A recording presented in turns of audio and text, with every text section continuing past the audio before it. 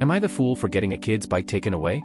First and foremost, I want it to be known that I have no issues with kids. As someone with a lot of experience working in childcare, I have a lot of patience.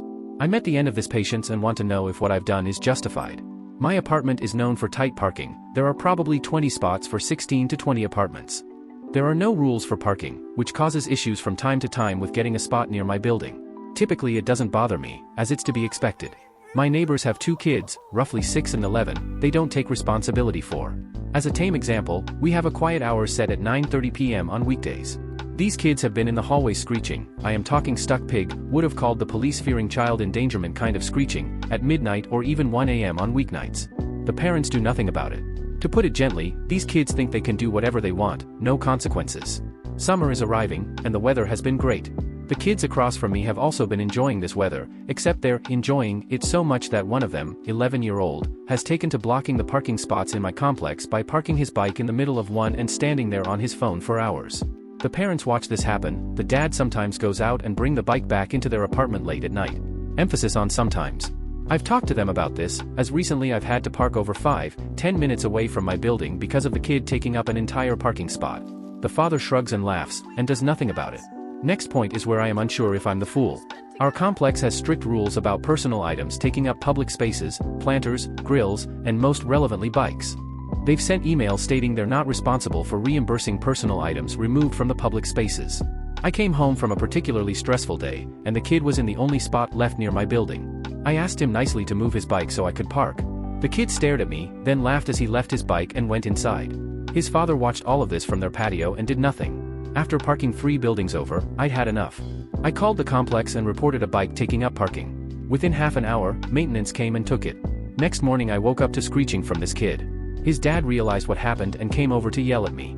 Pissed at being woken up at 7 a.m. on my one day off, I responded, play stupid games, win stupid prizes, before I shut the door and went about my day. Part of me feels justified, but there's part of me that feels bad this kid won't have a bike for the majority of this summer. Am I the fool? TLDR kid acted like he owned the parking lot, got a rude awakening when his bike was thrown away by maintenance, and his dad who encouraged the behavior is pissed. Am I the fool for refusing to let new boyfriend basically live here rent-free? I recently fell into a relationship you could say, and I'm starting to feel like I'm being used for my place. He was my DoorDash driver and he was living at his dad's with his step-family which he hated. Basically spent all his time away in his car until everyone was asleep. Meets me and starts coming over more and more, which is fine. Now it's been 3 months of every day and night being here besides maybe 2 or 3. He uses all the amenities and sometimes ignores my wishes like turn off lights and don't use the air at this time or running the water for too long. He just rented a room 5 minutes away but still comes over here to spend time with me but ends up cooking his food, storing it here, doing his laundry, showering, etc. Wouldn't really be a problem, but now he refuses to spend any money on me because I'm using him. At first it was no dates because that was a waste, but he'd help me out by picking things up for me and sometimes I'd pay him back, sometimes I wouldn't.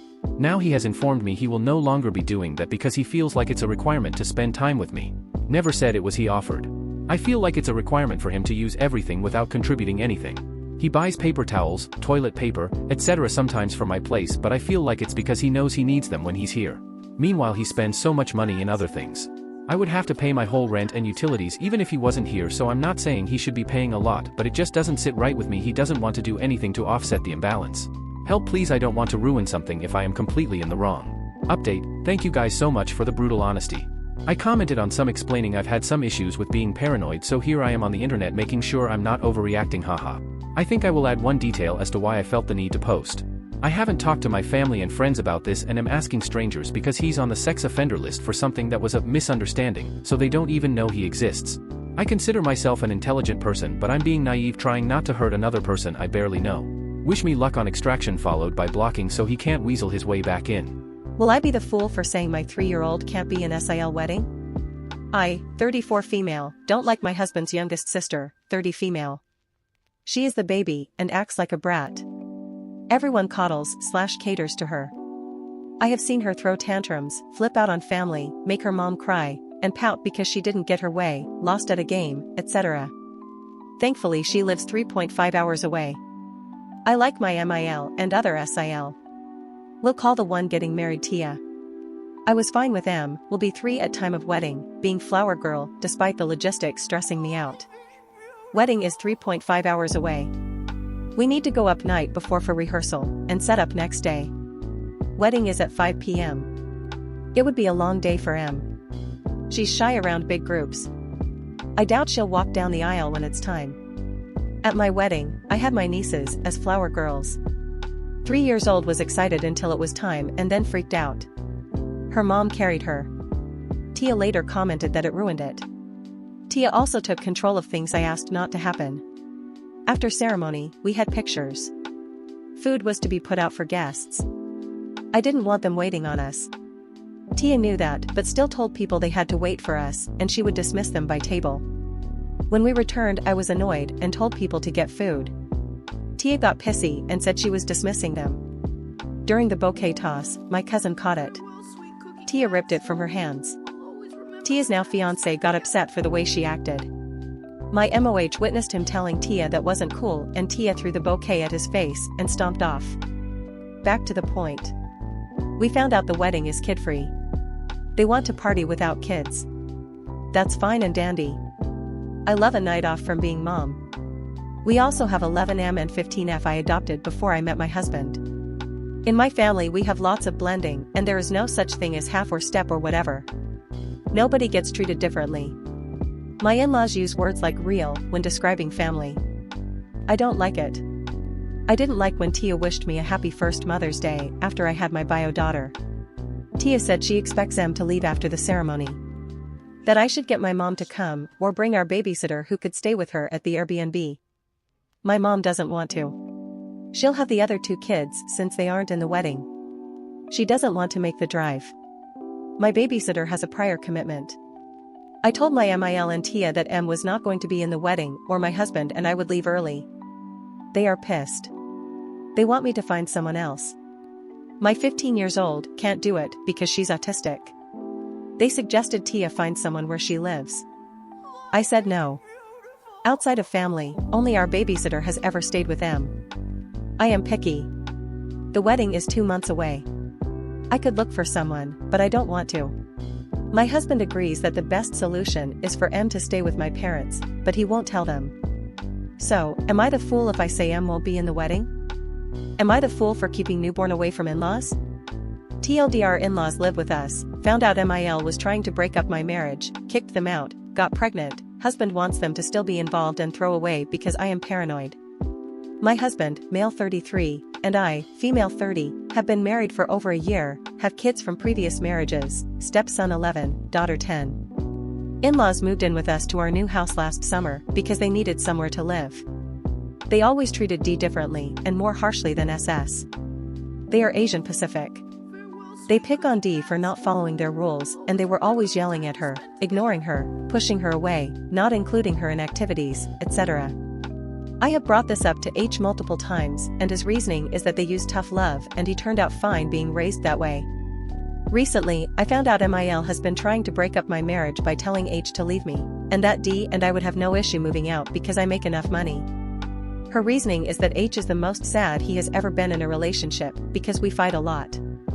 Our fighting has been due to him being a new police officer, surviving the academy, disagreements with communication, lying, some other things. He has apologized for every instance, but he did vent to his mom in the beginning of the year that I was considering leaving if things didn't get better with the home and work life. I confronted MIL by calling her and told her we cannot live together if she is actively trying to break up my marriage and I was upset about the complete disrespect. She didn't say anything on the phone so I hung up. We have been living with avoiding each other for a month. Last week, she was yelling at D for being on the phone with my mom, telling her she isn't allowed to be on the phone downstairs when they are there. I came out of my office, WFH, and told MIL that D is allowed to be on the phone with my mom wherever she wants. MIL told me no. It escalated and turned into a screaming match. I ended up calling MIL a bitch and she called me a whore, claiming this made us even, and this all happened with D next to me freaking out about the whole thing. I told her and FIL they were moving out or I was evicting them. MIL said try me. H was reluctantly on my side. H didn't want to evict them due to their rental history, didn't want to tell MIL she was overstepping boundaries, nothing. His response was that he can't control her, she is a stubborn woman and with her own opinions. They told him they were having financial issues and needed at least 6 months. I said no. He told them he would give them money to move out. I said no, because now we will be financially strapped. I found out yesterday I'm pregnant and that they are moving out this weekend and moving down the street. I told H I am not going to be comfortable with them being around me when the baby is born and not sure if I will ever be comfortable with the baby being alone with them. Husband is upset by this. Am I the fool for refusing to find a roommate for college against my mom's wishes? My mom and I have been screaming at each other for the past 4 days because she is insisting that I must find a roommate for college. I have talked to about 10 people already and they have either ended in ghosting, an agreement that the two of us would be better of friends, or them deciding to stay with someone else. To the average college freshman, I'm a pretty undesirable roommate. I go to bed around 9:30 p.m. so I can get up for swim practice at 6 a.m., something that will continue in college, and I don't really like to party. I'm not going to a school where there's tons of athletes, so it's been hard to find someone who will also fit my schedule. A few days ago, my mom saw this other mom's Facebook post about her daughter wanting to find a roommate. Despite the fact that I asked my mom to not get involved in the roommate process multiple times, she just couldn't help herself. I decided a long time ago that I wanted to have a randomly selected roommate. It saves me time and energy. Plus, if it turns out we aren't compatible, we can go our separate ways. Since my mom connected with this other mom, she has been driving me insane about connecting with this woman's daughter. Just to get my mom off my back, we exchanged a couple of Instagram messages, but it was very clear to me that this girl was not looking for compatibility, but just to get the process over with. She also came across as a little judgmental of some of my responses. My mom is insisting that I don't know her and I need to FaceTime with her in order to actually get to know her. I have no interest in doing this. I'm fine with my choice to have a random roommate, but my mom is not. She has quite literally been screaming at me to FaceTime with this girl. Just today, my mom sent me a text about FaceTiming with the girl, and when I didn't answer it, my mom sent the exact same text an hour later. I really do believe that my mom is trying to live vicariously through me. She keeps mentioning that when she went to college she didn't have the opportunity to choose a roommate, so I'm being selfish and stubborn by not taking my opportunity to do so. Personally, I don't think it's that deep, but I get so fed up with being yelled at. I also asked my mom politely to let me be an adult and do this process by myself. She has refused to let me do that and has been continuously messaging this mom on Facebook saying that I would love to talk to her daughter. I don't think I'm being the a-hole, but what do I know? I'm just an immature stubborn mule, in the words of my mom.